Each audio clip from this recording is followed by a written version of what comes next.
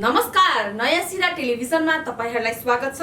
म सस्मिता पाठक। सुरु गरौं आज दिनभरिको मुख्य समाचारबाट। गृहमन्त्रीले राजीनामा नदिएसम्म संसद अवरोध जारी राख्ने माओवादीको निर्णय। प्रतिनिधि सभा बैठक जेठ 20 गतेदेखि असार 15 गतेसम्म 19 दिन बस्ने।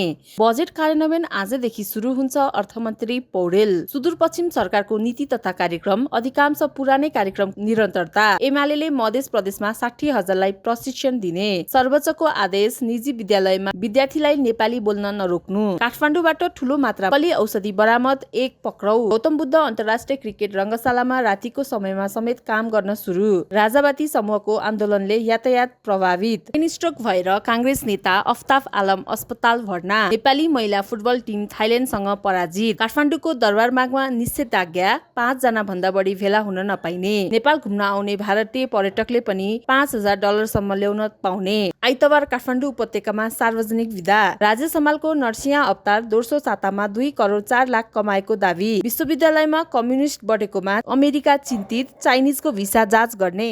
तपाईहरुलाई आजको समाचार कस्तो लाग्यो त? कमेन्ट बक्समा गई कमेन्ट गर्नुहोला। साथै हाम्रो च्यानललाई सब्स्क्राइब गरी हामीलाई प्रोत्साहन गर्न नभुल्नुहोला। धन्यवाद।